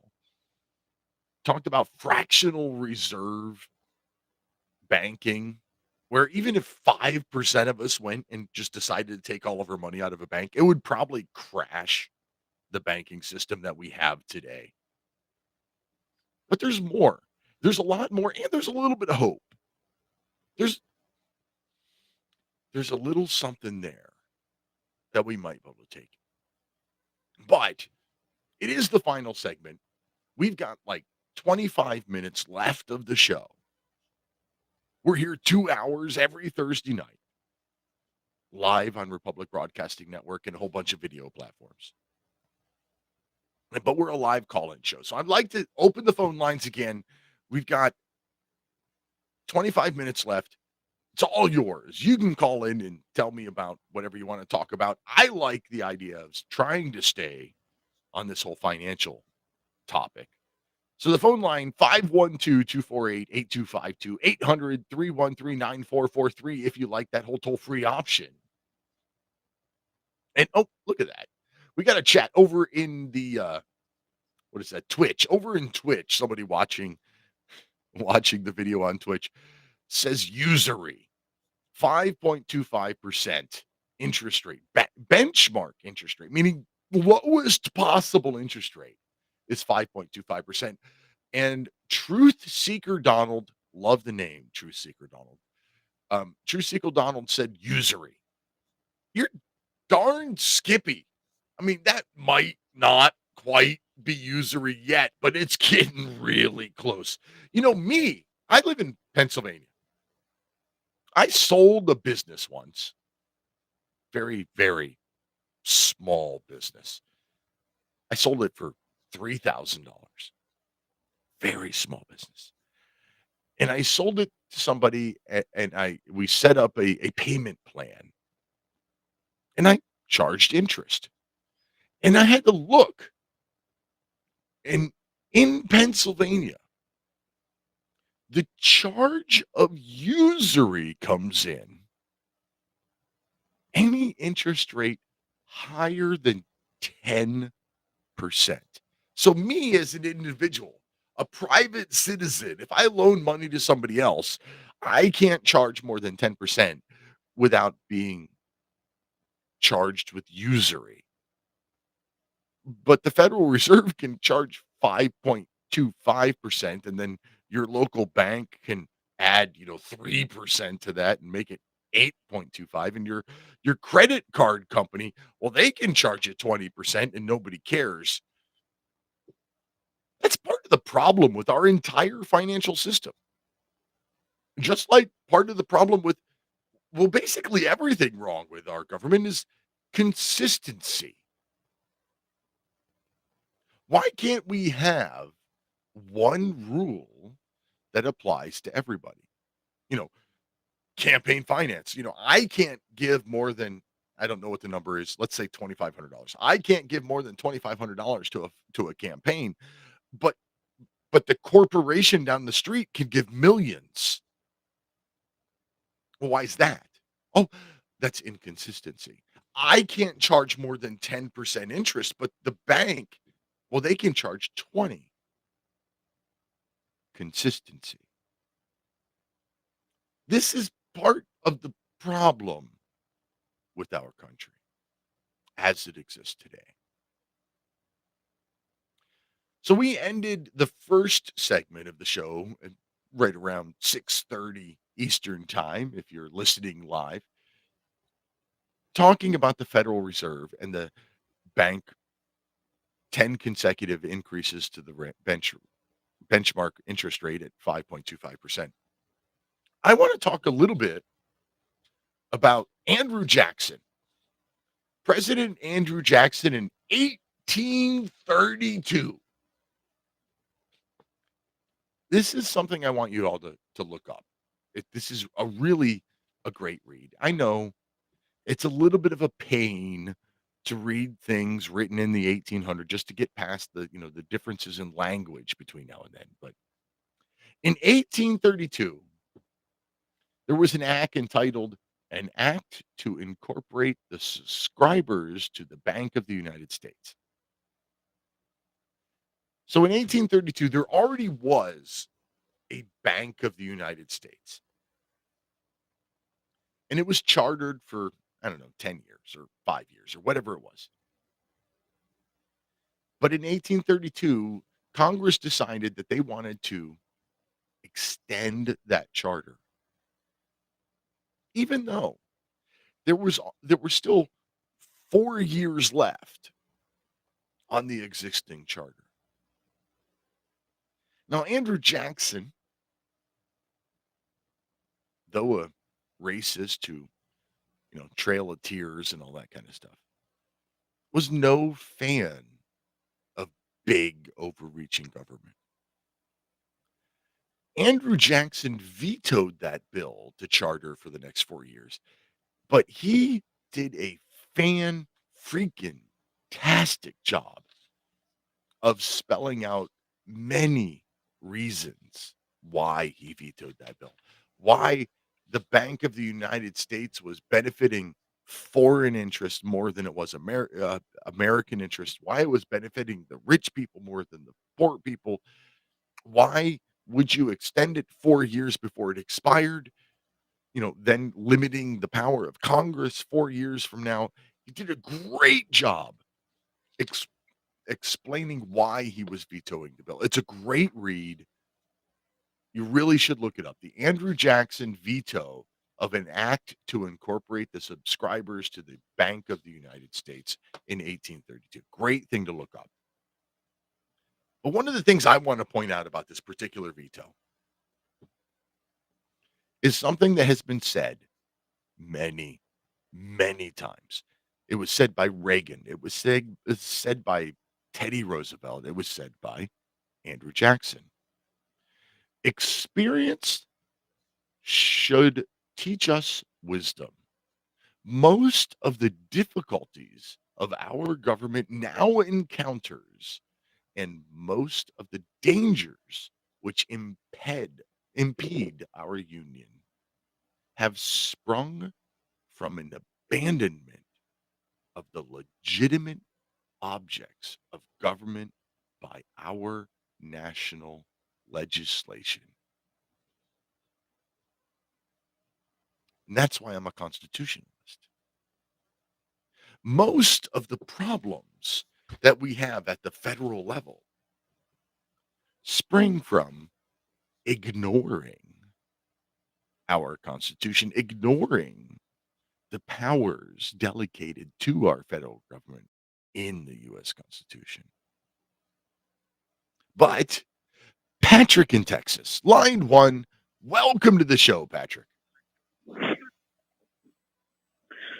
Thank you very much. I was listening to the gentleman talk about the January 6ers are incarcerated, and I think Attorney General Ashcroft, who Mark Levin worked for, he said, if you disagree with the federal government, you are a domestic terrorist.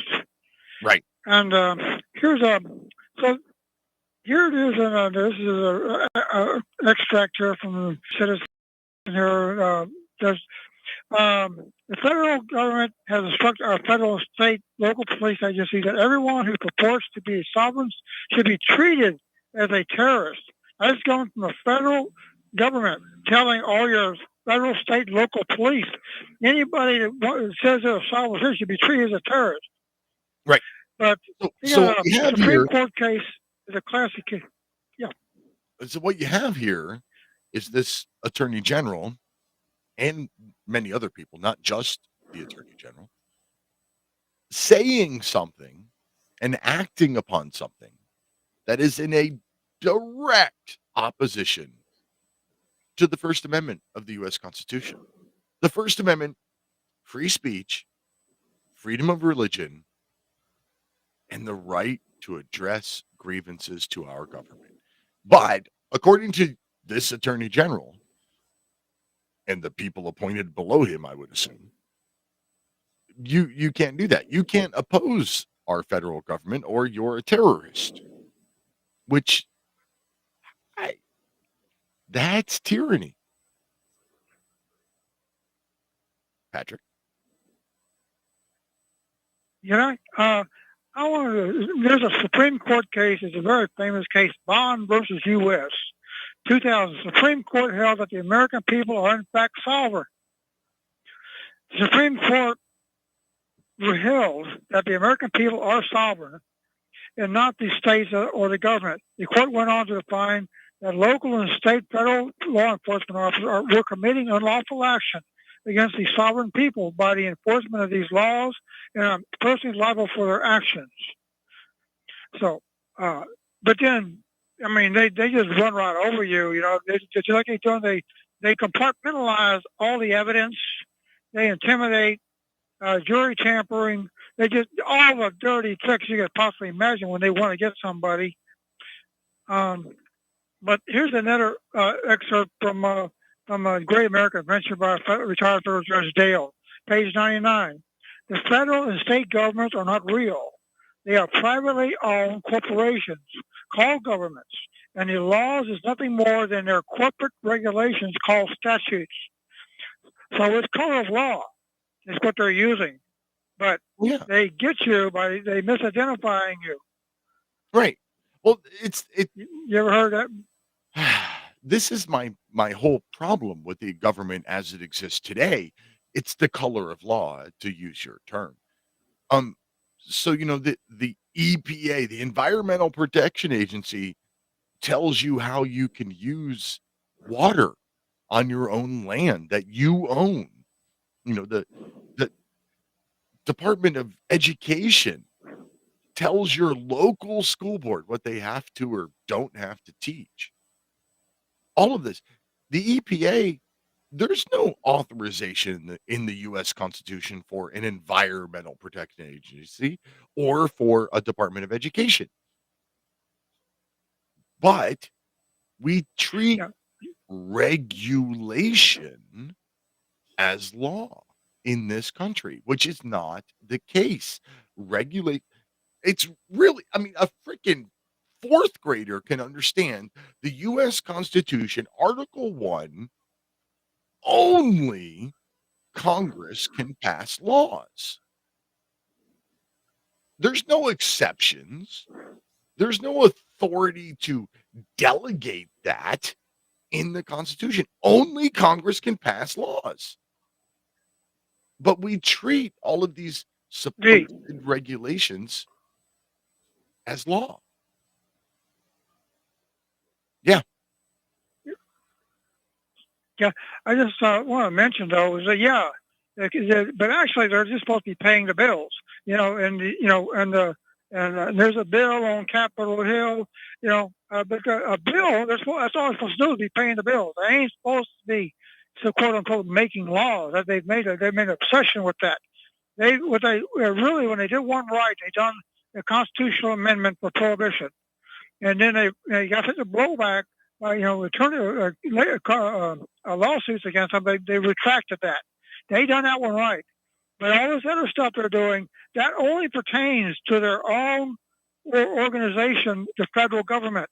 And we misunderstand what they're doing here. Just like what they did with took the gold in 1933. They took the gold, but if you would have read what the order was in the final part, that was only pertained to the civil servants and the federal employees. Nobody read that. They just assumed, and they wanted you to think like that. So they got everybody's gold, and that's how they get us. They over and over. They issued their the executive order from the CEO of the U.S. corporation, aka our president, and then we take that as law. But no, he's just issuing orders out to his branch of government. That's the only thing he's got power over. Yeah, it's a classic bait and switch type thing. They misidentify us, and there's 80 million statutes and codes out there, but that's really supposed to be just for the government. People don't have a clue that there's different branches of government, and they've erased everything, like the 13th Amendment. There was the other constitutions were documented glass in 2000. They disappeared, and they had the Sam Houston Library, and they had a copy of it there, and then that's missing too. So they are erasing our history, as in real time, and and if you don't know, if he who controls the present controls the past, who controls the past controls the future. If you can change the past, you control the future, and we get rid of all of our heroes, our customs and traditions, and a way of life, and now they can lay down what they want. Well, yeah, they're doing it with everything. The government does whatever they want to do at this point, and we, the people, have been we just haven't been paying attention for so long. And it's nice to see that some people are starting to wake up and pay attention now. But a lot of what you're, I don't know how to say this. I think we need to start by holding the government accountable to what is in the U.S. Constitution and what isn't. So that's where my new declaration that I mentioned in the last segment.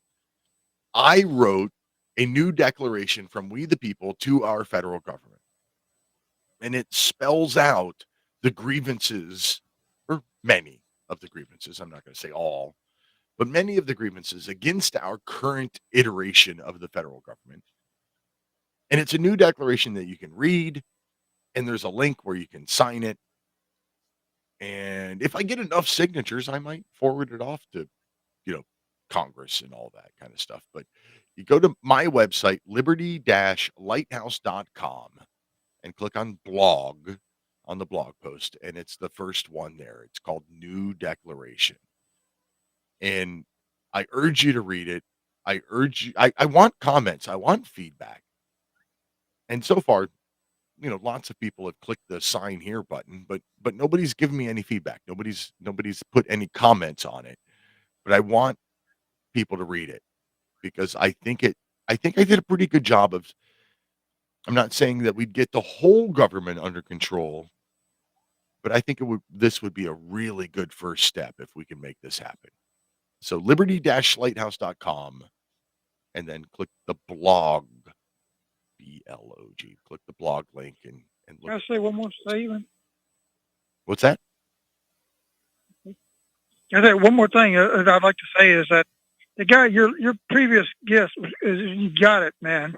This is American Gulag, and that's who the same people who run the Gulag system, and like 90% of the Cheka was Jewish, and they run the Gulags also, and what we got here is the same thing. They're running this thing, and you can be in a state of denial, all you want, just like the Soviets, the Russians did. They didn't want to stand up, and they just marched them off, killed 60 million of them. But he nailed that part. If you could put the pieces together, that's where we're at. And I thank you for taking my call. Hey, thanks for calling. Always appreciate it, Patrick. And that's a good point for me to talk about the shop at liberty-lighthouse.com. That's right, my own website, liberty-lighthouse.com. Go to the shop.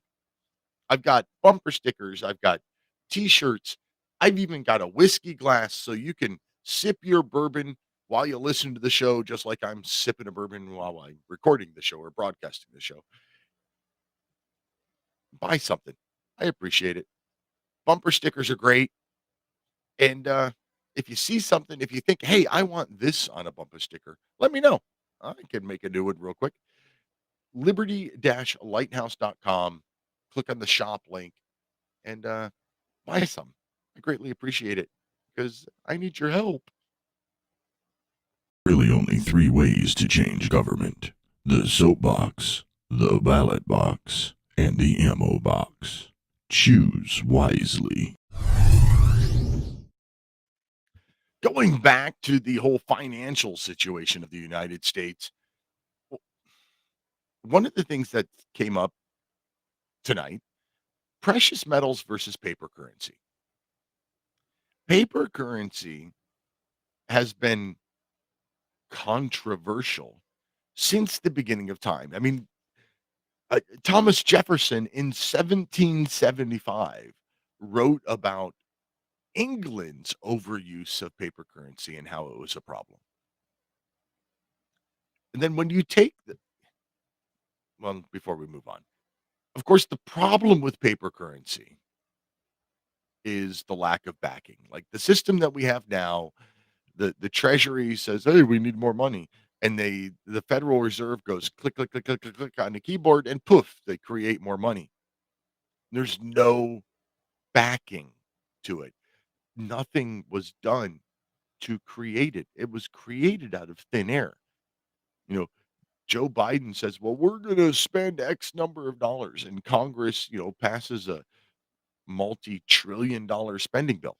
There's no backing to any of this. They just create money out of thin air, which means that's basically what it's worth is thin air. It's not worth anything. It's worth whatever we, the people, say it's worth, what we think it's worth. And Jefferson even recognized that in 1775. So it's not a new concept that paper money is bad. I mean, going back even further, you can go back to, you know, ancient Rome when they started removing the precious metals from their coins when the denarii had less and less silver in it as time went on. Paper currency is paper currency. It's worth whatever we believe it to be worth. Whereas precious metals, something tangible, well, it's always had an intrinsic value. So that's a problem. And then when you take the paper currency, the fiat currency, and just does anybody know where the term fiat currency came from? Well, the idea, a fiat is when somebody just says something and dictates something. So fiat currency is basically it exists because of some dictator fiat. And if you take our fiat currency and you add in the idea of fractional reserve banking, which I talked about earlier in the show. If you missed it, go back, read it. I don't want to go into it again. Fractional reserve banking plus fiat currency equals disaster. It's only a matter of time before this entire system just collapses. But the newest one, the newest thing that hit the airwaves, the newest headline out there about our financial situation is the Biden administration's new rules on mortgages. Like, I hope you saw this because this is just freaking ridiculous. Under this new mortgage rule, again, rule, not law, not passed by Congress, created by one of the 440 alphabet agencies.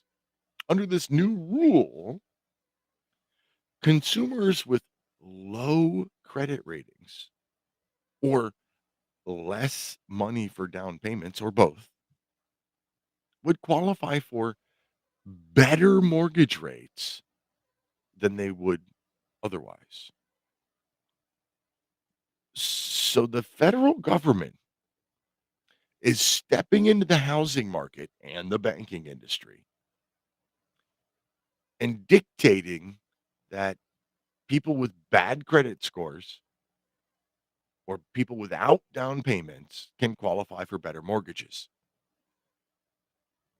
Man, am I the only one who thinks that sounds familiar?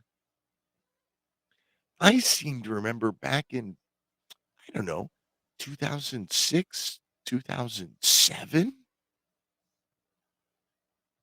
there was all of these rules about making a housing affordable, making it so that the poor colored people, because, mortgages are inherently racist. So we, the government, we have to make it so that more people of color can qualify for mortgages. So the federal government reached into the mortgage industry and made it so that more people who can't afford a home can qualify for a mortgage in 2006, 2007. And then we all remember what happened in 2008, right? We had this big housing bubble because all of a sudden there's all these people buying houses. And then shortly thereafter, we realized that, oh, yeah, none of these people can afford these houses. And then there's the housing crash of 2008. What we have going on now with these new rules is remarkably similar to what happened in 2006, 2007, 2008. Hey, let's do that right in the middle of a recession while banks are failing. That's a great idea. What say you, Robert in Illinois on line one? Oh my God, I ran out of time. Robert, I'm sorry. I got to cut you off. Out of time? I'm out of time already. I'm sorry. My bad. We got 4 minutes. What happened? I don't know. I hear music playing. I don't know. I got to go, man. I'm sorry. Show's over. My bad. I'm great. I'm really, really sorry. I would have shut up sooner. If you're listening live on Republic Broadcasting Network, stay tuned for Edge of Darkness. This is with Jeffrey Bennett. Thanks to our guest tonight. Thanks to Mike, the producer. Couldn't do the show without you. Thank you to the listeners, callers. You're why we do this. Until next week, protect your liberties. Once they're gone, there's no taking back. God bless America. We must take America.